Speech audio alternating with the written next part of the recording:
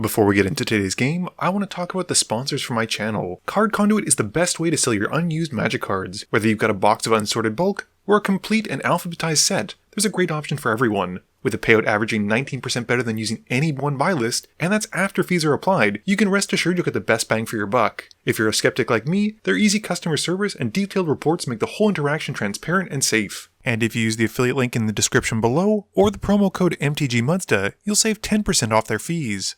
And 401 Games, Canada's one-stop shop for trading cards, board games, and hobby supplies. Not to mention an easy to use and great online buy list. And if you use the promo code MTGMUDSTA, your first purchase of MTG sealed and singles will be 5% off. And Dragon Shield, the strongest sleeves for your strongest deck. So be sure to use the code MUDSTA or the affiliate link down below to save 5% on your next order. Hey gang, and welcome back. Today's patron shoutout goes to Real Name. Well, I think that's a real name anyway. Thanks for supporting me on Patreon. In today's game we got Max, Marie, and Seb joining me, with Max playing his Duskana deck. He keeps Temple of Plenty, Needleverge Pathway, Sunpetal Grove, Branchloft Pathway, Audric, Lunarch Marshal, Kadama's Reach, and Mirren Crusader. Marie is playing Frodo and Sam, keeping Academy Manufactor, Gilded Goose, Mary Warden of Isengard, Overgrown Tomb, Swamp, the Shire, and a Forest. Seb is playing their newly made Discord Lord of Disharmony, keeping Gaunty, Lord of Luxury, Manolith, Bedevil, Bloodcrypt, Arcane Signet, Swamp, and Sword of the Animist. Last but not least, I am taking out the trusty Trostani, keeping Priest of Titania, 3 Visits, Plains, Greater Good, Sun Titan, Forest, and a Phyrexian Processor. Max wins a die roll and starts us off. He draws and plays a Temple of Plenty, scrying 1 and keeping it on top. Marie's got a Forest for turn, and she casts her Gilded Goose, making a food as it enters, and passes. I just play a Plains. Seb's turn has them drawing, playing a tap Bloodcrypt, and passing. Max draws and plays a Sunpetal Grove and ships it to Marie. Marie's got a Swamp for her turn, and she casts Lightning Greaves. She then makes the Goose loose by equipping it with the Greaves and passes after that. I've got a Forest for turn, and I cast 3 Visits, going to find a lush Portico, and as it comes in, surveilling 1 and passing after that. Seb has a Swamp, and they cast Fire Diamond, which comes in tapped. Max plays a Needleverge Pathway, and then casts Danitha, New Benalia's Light. He passes once she's resolved. Marie's got an Overgrown Tomb, which she has come in untapped, and she takes 2. She then sacrifices the food to make a white mana thanks to the Gilded Goose, and she casts Sam. She then moves a Lightning Greaves onto Sam. Moving to combat, Sam's trigger makes her a food token, and she swings Sam at me for 2. With nothing else, Marie passes. I draw and play a Rogue's Passage, and then pay 3 mana for Kadama's Reach, going to find a basic for the field and 1 for my hand. Seb's turn has them drawing, playing a mountain, and then casting Arcane Signet. They then cast a Manolith and pass. Max plays a Command Tower and pays 3 mana for Mirren Crusader, and he then moves to combat. He swings Danitha at Marie, and she takes 2, but before leaving combat, sacrifices her food to gain 3. With nothing else, Max passes. Marie's turn has the Shire coming in, and she then casts Academy Manufactor. She then puts the Lightning Greaves onto it and goes to combat. This gets her Sam trigger, making her a food token, but because of the Manufactor, also makes a clue and a treasure. She then swings Sam and the Manufactor at me.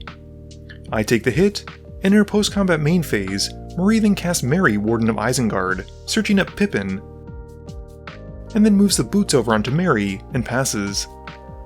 I draw and play a Plains. I then cast Greater Good, and then Priest of Titania, and pass to Seb. Seb's turn has them playing Armillary Sphere, and then crack it, going to find 2 basics. They play a Swamp from among them, and pass back to Max. Max plays a Branchloft Pathway, and then casts Duskana, drawing 2 as it comes in. He then goes to combat, and swings Danitha and the Mirren Crusader at Marie, and they both get the pump from Duskana. She doesn't block, and takes a full 15 to the face. and Max passes after that. Marie draws and goes straight to combat, making another clue, food, and treasure token, as well as a 1/1 token for Mary. She then swings Mary at Seb, dealing 1. And after combat, casts a field-tested frying pan. This makes her another clue, food, and treasure token, as well as a halfling coming in wielding the frying pan itself. She then convokes out Benny Brax, and then moves the Greaves back onto the Manufactor and passes turn. I just draw, cast Trostani, and then play Sylvan Library. Seb's got a mountain for turn, and they finally cast Discord, and then move to their end step. They roll, hitting bonus Hunger, and Seb then passes, able to cast that spell until their next end step. Max draws and plays a Blighted Woodland. He then plays Audric and goes to combat. This has his team getting Lifelink, Vigilance, Trample, and Double Strike, and he swings all out at Marie, getting to pump most of them with Duskana. Marie uses Anguished Unmaking on Duskana, and then takes the rest. This has her dropping all the way down to 1, and Max jumps up to 67 life. With nothing else, he passes. Marie's turn has her drawing, and then activating the Gilded Gloose to make a food token, which also makes her a clue and a treasure token. She then casts Pippin, and equips him with a Lightning Greaves. Going to combat, she makes another food token from Sam's trigger, which gets her another clue and a treasure. Unfortunately, she wishes she could activate Pippin though, but she can't, and just has to pass. I draw and use my Sylvan Library, but don't pay any extra life to keep any extra cards. I just play an Arbor Elf, and then a Sun Titan, and the Sun Titan brings back Sunpetal Grove from my graveyard. With nothing else, I pass. Seb draws and plays Sword of the Animist, and once that's out, casts bonus Hunger, and they have City's Blessing. We'll all be sacrificing half of our creatures rounded up, and in response, I sacrifice Sun Titan to Greater Good, drawing 6 and discarding 3. We then resolve the rest, with Max being left with Audric, and Marie keeps Mary, Pippin, and the Manufacturer and a Soldier token, while I just keep Trostani. Seb then moves to their end step, and gets a Discord trigger, hitting Massive Ghouls and passing. Max draws and casts Bounty Agent, and then plays Sky Knight Legionnaire. Moving to combat, all of the creatures gain Flying and Haste, and he swings the Legionnaire and Bounty Agent at Marie while Audric goes at me. This takes Marie out, and I take 3, and Max then passes turn. My turn has me drawing and playing a Command Tower. I then cast Karmic Guide, which as it comes in, brings back Uvenwald Hydra. The Hydra goes into my library and grabs me a Mirror Pool, and I then resolve the Trostani trigger and gain some life. I follow up with Sakura Tribe Elder, gaining another life, and passing to Seb. Seb draws and plays a Swamp. They then move the Sword of the Animist onto Discord and go to combat. Seb then swings Discord at Max, getting another Swamp from the Sword trigger, and Discord then connects. In their second main phase, Seb then casts Crawl Space, and as they move to their end step, randomize a card thanks to Discord's ability, and they hit Magic's best 4/1, Dan, and then pass to Max.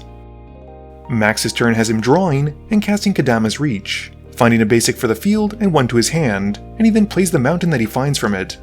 He follows up with a Duelist Heritage, and then casts his Swords to Plowshares and targets the Uvenwald Hydra. Before it resolves, I sacrifice it to Greater Good, drawing a bunch of cards and discarding 3.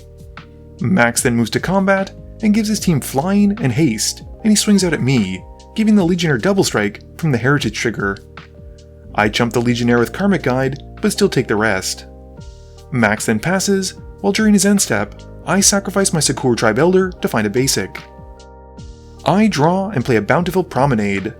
I then cast a Soul of Eternity, which goes to double my life total thanks to Trostani. Before I do though, I sacrifice it in response to draw 46 and discard 3.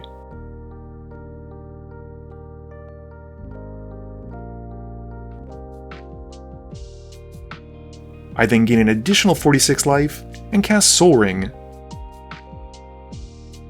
I then cast everyone's favorite Aetherflux Reservoir, but unfortunately I'm unable to kill both players, so I just move to discard and pass. Seb draws and goes to combat. They swing Discord at me and get a sword trigger, and I then take 4 commander damage. Max also decides to cycle an Ash Barrens, and I respond to this, casting Swords to Plowshares and targeting his Odric. Seb then moves to their post-combat main phase, and they cast Gaunty and target me. They pick one of my cards, and after that, decide to choose Violence, casting Vandal Blast and targeting my Aetherflux Reservoir. I have no choice, and shoot Seb in response. And not wanting to go quietly out the door, Seb decides to cast Bedevil and targets the reservoir as well.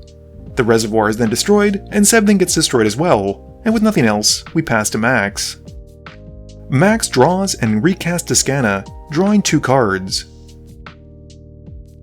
He then plays a Naya Panorama, and then casts Conqueror's Flail, and moves it onto the Legionnaire. Going to combat, Max swings the Legionnaire and the Bounty Agent at me, putting the double strike trigger on the Legionnaire.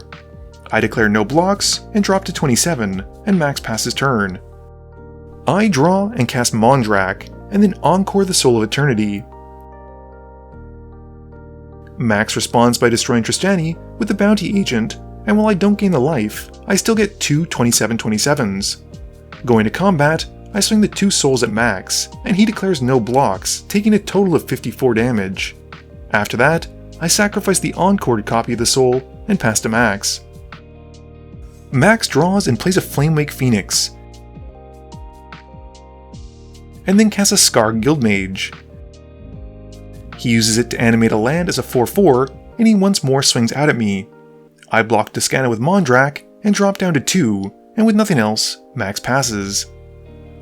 I draw and play a Ganjo, and once that's out, cast Dino DNA, and then activate it to exile a Serra Emissary.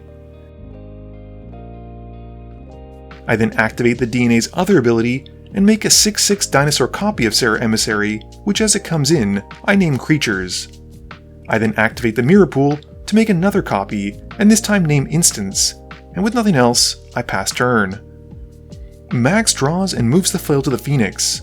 He swings it at me because he has to, but since I have protection from creatures, I declare no blocks and take nothing, and Max unfortunately has to pass. I draw and go straight to combat, swinging out at Max. He can't block thanks to my protection from creatures, which seals the game up for me, and I win the game. Game review time. This game was 1 hour, 3 minutes, and 37 seconds. And it's always nice to brush off some old classics and try out some new cards in them. I think Dino DNA is an incredibly powerful card if you're looking to do exactly what I'm doing with Trostani, and there's a few other Jurassic Park editions that I'm hoping to test out in the future. Discord Lord of Disharmony, I kind of understand why it's not technically a legal commander, mostly because it requires you to have so much kind of extra to keep getting random cards. I think Seb just used the randomizer on Gatherer, which worked well enough, but honestly the ability's really weird. I don't know My Little Ponies at all, so I can't even say if this is thematically on point, but hopefully someone who is could comment below. Max's Duskana deck is aggressive, and being able to pump his 2/2s plus give them double strike and that Odric made him really threatening from early on. I'm surprised how long Odric lasted considering how many abilities he kept giving out during each combat step. Unfortunately for Marie, the best part of her game was the Academy Manufactor, and like I said, that was the best part. She was getting a lot of food, clue, and treasure tokens, but couldn't really do very much with it, especially when she was getting targeted so hard by Max early on. This video wouldn't be possible without the help from my sponsors, but it definitely wouldn't be possible without the help from you, the viewers, and my patrons. So I just want to say thank you for watching, and to remember, friends are just opponents you haven't eliminated yet.